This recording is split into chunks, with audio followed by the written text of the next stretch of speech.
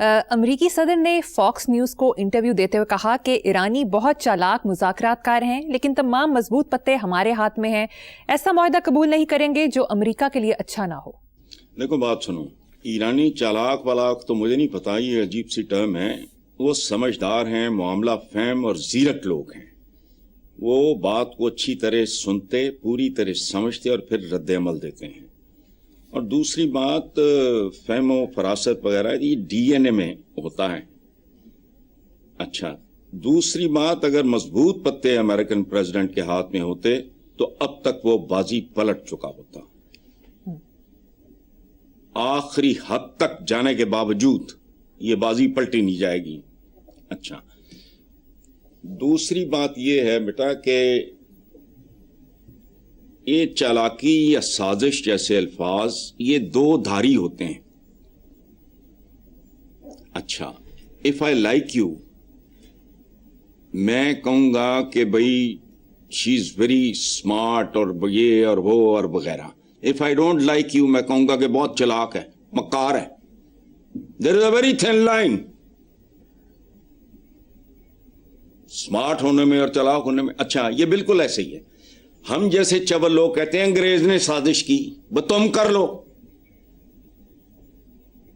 میں تو سازشی نہیں کہتا کسی کو۔ اگر میں آپ کو ناپسند کرتا ہوں میں کہوں گا آپ سازشی ہو۔ اف آئی لائک یو، میں کہوں گا آپ بریلینٹ ہو۔ ہم جیسی قوموں کو لفظوں کے مطلب بھی نہیں پتا۔ اسی طرح کی بات ماشاءاللہ سابقہ سپر پاور کے صدر فرما رہے ہیں۔ چالاکی کیا ہوتی ہے؟ ذہانت اور چالاکی میں کیا فرق ہے؟ مجھے بتاؤ۔ سازش کے لیے ذہانت چاہیے اور کوئی سازش نہیں ہوتی۔ Everything is fair and love and war. میں ایرانیوں کو مطلب بلیم کر، فضول سی بات ہے۔ یہ چالاک ہیں،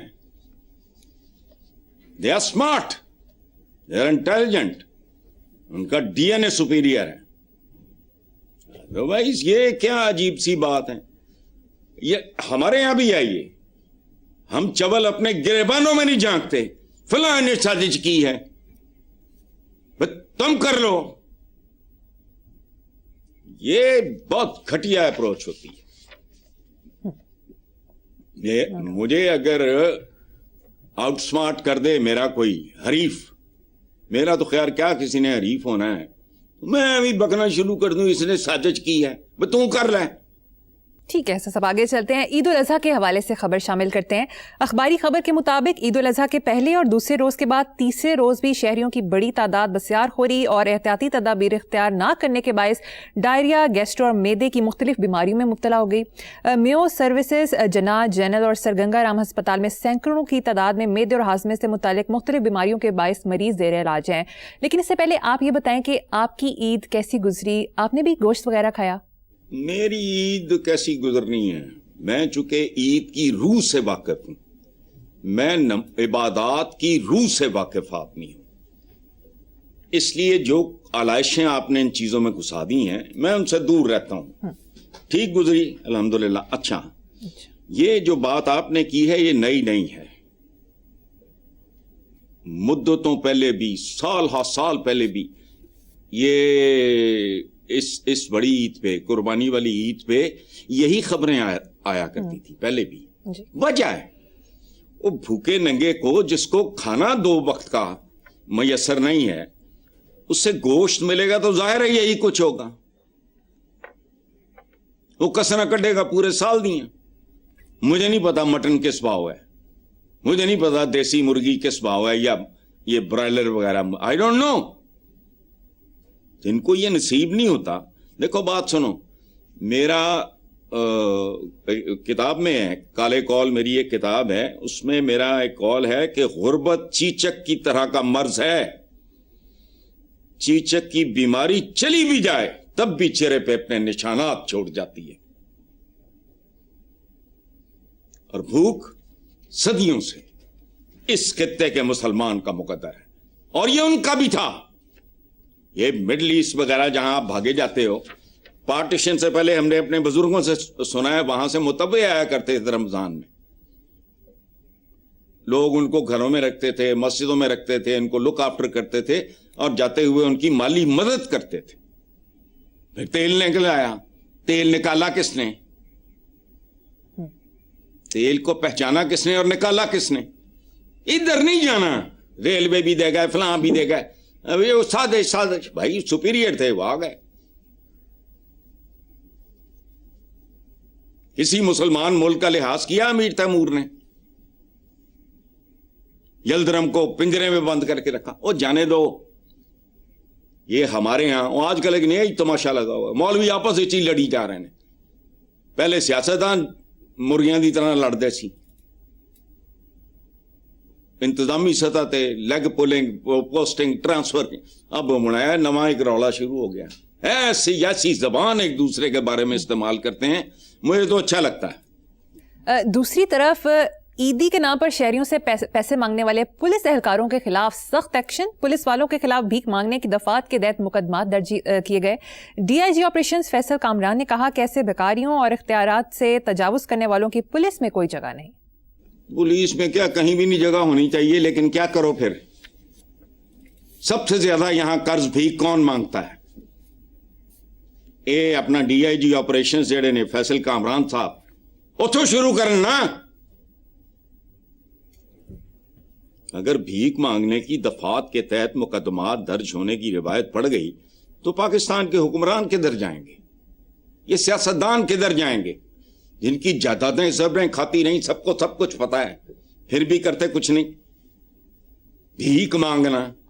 وہ بھائی تمہارے وزیر اعظم کا کہنا ہے کہ بھائی ناک رگڑنی پڑتی ہے, فلانا ہے, ٹمکانا ہے, تو وہ بھیک نہیں ہے, قابل واپسی بھیک ہے. یاد چھوڑو. اخباری رپورٹس کے مطابق بہتر مستقبل اور روزگار کی تلاش میں رواں سال کے صرف ابتدائی 4 ماہ کے دوران 2.5 لاکھ پاکستانی بیرون ملک چلے گئے. اعداد و شمار کے مطابق رواں سال کے پہلے 4 ماہ میں 1078 ڈاکٹرز, 2000 انجینئرز, 419 نرسز اور 1650 اکاؤنٹنٹس, 1.5 لاکھ مزدور, 45,000 ڈرائیورز, 9,500 کوک, 1235 الیکٹریشنز, 818 میکینکس اور 550 کمپیوٹر ماہرین ملک چھوڑ گئے. تو مریم آپ نے ان کا اچار ڈالنا ہے, آپ نے ان کا کیا کرنا تھا؟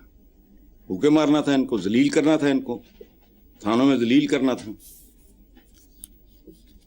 رنگ برنگے پرچے کاٹنے تھے ان کے. اچھا اس کا جواب کیا ہے؟ اچھا ہے بوجھ کم ہوا ہے, 25 کروڑ میں سے 2.5 لاکھ کا بوجھ اترا. چلو اللہ کرے اس میں اضافہ ہو. قمر جلالوی صاحب کا ایک شعر سنو. اب نزع کا عالم ہے مجھ پر, تم اپنی محبت واپس لو. جب کشتی ڈوبنے لگتی ہے تو بوجھ اتارا کرتے ہیں. یہ بوجھ اتر رہا ہے. 4 ماہ میں 2.5 لاکھ چلے گئے ملک. یہ مثبت اشاریے. اسی طرح رہے تو اگلے 10 20 30 برسوں میں یہ ملک بے روزگاروں سے پاک ہو جائے گا. اچھا آخری بات سنو. 80s میں اس کی ضیاء الحق کی جیل شیل کاٹ کے یہ ان لوگوں کے لیے پیپلز پارٹی بنا. میں حالات میرے بہت دگرگوں ہو گئے. تو میرے دوست ہیں Hafeez Khan, Punjab university students union کے پریزیڈنٹ رہے اور کریز پریزیڈنٹ. تو انہوں نے کہا تو ٹھیکہ لے آیا اس ملک کو, چل. زبردستی لے گئے. میں نے دمام ایئرپورٹ پہ اتر کے شعر کہا ایک, سنو. بدن لے کر چلا ہوں جان پیچھے چھوڑ آیا ہوں, وطن سے دور ہوں پہچان پیچھے چھوڑ آیا ہوں. یاد رکھنا خود ساختہ جلا وطنی بھی بہت بڑی صدا اور اذیت ہے. ان لوگوں کے ساتھ ہمدردی کرو, ان کے لیے دعا کرو. یہ اپنی ماؤں کو, بیویوں کو, معصوم بچوں کو چھوڑ کے 2 وقت کی روٹی کے لیے یا تھوڑی خوشحالی کے لیے پاکستان ان کو چھوڑنا پڑا ہے. مذاق نہیں ہے. دسترخوان کی تلاش میں گئے وہ پاکستان کو. پاکستانی ریلویز نے بڑی کارروائی کرتے ہوئے بغیر ٹکٹ سفر کرتے 7,773 مسافروں سے 1 کروڑ روپے جرمانہ وصول کر کے سرکاری خزانے میں جمع کروا دیا. خزانے کا تو پیندا ہی نہیں ہے. پتہ نہیں کتوں بھی لیک لوک کر جانا, پتہ نہیں ہون کے کنے. 1 करोड़ जमा हो गया होगा, ये पता नहीं क्या है, उससे क्या फर्क पड़ता है। अच्छा देखो 1 करोड़ तो इस खजाने से क्या ऐसे निकलेगा जैसे थाने से गरीब आदमी की इज्जत का जनाजा निकलता है, या अस्पताल से किसी बंदे का जनाजा निकलता है, जैसे अदालत से इंसाफ निकलता है, जैसे शहरों से अमन व अमान निकला हुआ है, जैसे स्कूल से इल्म निकला हुआ है, जैसे सड़कों से नज्म ज़ब्त निकला हुआ है, जैसे तनख्वाहदार की जेब से तनख्वाह निकली हुई है, खर्चा बाकी। हसन साहब, अब ये बगैर तारों के बिजली की ट्रांसमिशन वाली वीडियो देखकर इस पर तो जरा रोशनी डालें। ये मेरा दुख है, खुदा की कसम खुदकुशी हराम ना होती तो शायद मैं कर गुजरता, और मुझे आसान तरीन तरीका आता है। पूछा है डॉक्टर से कि टू कमिट सुसाइड सबसे आसान तरीका क्या है, वो कभी बताऊंगा, मुझे याद कराना, बताऊंगा। जिंदगी में सिर्फ 2 दुख, वो ही नहीं जीने दे रहे, पाकिस्तान के अवाम की हालत और आलम इस्लाम की हालत ज़ार, कसम पुरसी, बेबसी, बेचारगी, कोई ज़ाती प्रॉब्लम नहीं, लेकिन खुदा का वास्ता देखो वो लोग रुकते नहीं, हम फालिज ज़्यादा लोग हैं, फालिज के मारे हुए, हम चलते नहीं। कभी सोचा कि टिश्यू पेपर से लेकर टूथपेस्ट तक, इलेक्ट्रिसिटी से लेकर एटमी तवानाई तक, हैंडपंप से लेकर पावरलूम तक, फ्लश सिस्टम से लेकर वॉशिंग मशीन तक, साइकिल से लेकर सुपर स्पीड ट्रेन तक, ट्रैफिक सिग्नल से लेकर टॉर्च तक, फोन से लेकर सेल फोन तक, आज़ा की तब्दीली से लेकर आवाज की रफ्तार से भी तेज तर मशीनों तक, प्रिंटिंग प्रेस से लेकर पेट्रोल की दरियाफ्त तक, चौड़े हुए ना दिरहम और दीनार, कटिया किन्ने, उसका इस्तेमाल किसने सिखाया तुम्हें? अच्छा, रेलवे से लेके रेडियो, टीवी, ट्रैक्टर से लेके हार्वेस्टर, जरे से लेके हैरान कुन तिब्बी आलात तक, वो MRI मशीन च पाओ, सारा कुछ ही खोल के दस। अच्छा, पॉकेट स्मार्टफोन्स, अब स्मार्टफोन्स नहीं रह गए, पूरा कंप्यूटर है। मैं जाहिल हूं, आपको पता है जी। माहौल दोस्त बैटरी कारें, तारों की उलझन से पाक, शोर कम करने वाली टेक्नोलॉजी, रोबोटिक वैक्यूम क्लीनर्स और ऐसी स्मार्ट वॉचेस जो दिल की धड़कन, नींद और वर्जिश का रिकॉर्ड रखती हैं। खुदा का खौफ करो, अपने अपने गिरेबानों में झांको, इथे पता नहीं की जमी जाते, वह चुंझे लड़ाई जाते, फजूल सब किस्सा है पारी ना, लेकिन नहीं लगे हुए। मसनूई जहानत, आर्टिफिशियल इंटेलिजेंस का मतलब जानते हो आप? अच्छा, मशीनों में इंसानों की तरह सोचने समझने की सलाहियत पैदा करना इस सदी का मोजज़ा है, अजीम तरीन मोजज़ा। अच्छा, रोबोट, ह्यूमनाइड, ऑल पावर्ड, खुदकार गाड़ियां, बगैर पायलट जहाज, AI, doctors, lawyers and teachers, इनका भी अब कोई मुस्तकबिल नहीं है। आप डॉक्टर चुके फिर दे हो ना, लॉयर्स से टीचर्स, कहानी खत्म। जीन्स की एडिटिंग, जीनियाती कोड में तब्दीली, दुरुस्तगी की टेक्नोलॉजी की मदद से हजारों जीनियाती बीमारियों का इलाज। माहिरीन जीनियात के ये जेनेटिक्स के मुताबिक इंसान की औसत उम्र, एवरेज एज 150 बरस तक इंश्योर की जा सकती है स्मार्टफोन्स। और ये राब्ते नहीं है कि हाल है की पकाया है। स्मार्टफोन्स राब्ता नहीं सिर्फ, बल्कि इनमें मौजूद एप्लीकेशंस और तेज तरीन इंटरनेट ने बैंकिंग, खरीदारी और मालूमात तक रसाई को हर फर्द के हाथ में पकड़ा दिया है। अच्छा वो यार, वैक्सीन्स, कोविड, पता नहीं क्या क्या टेक्नोलॉजी की मदद से इंतहाई कम वक्त में वैक्सीन्स, जिसने तिब की दुनिया में। अच्छा बात सुनो, बिटकॉइन और ब्लॉकचेन टेक्नोलॉजी, खुदा का खौफ करो, तो तुम कौन हो? मैं कह रहा हूं ना कि अपने हमवतनों की हालत ज़ार और आलम इस्लाम की दरमांदगी, पसमानदगी, बेचारगी। बिल्कुल ठीक। क्या करूं मैं? ठीक है सर, हसन साहब आखिर में एक शेर सुना दें। मैंने मौत से पहले जीना छोड़ दिया है। मैंने मौत से पहले जीना छोड़ दिया है। इस दुनिया से हर एक रिश्ता तोड़ दिया है। बहुत खूब।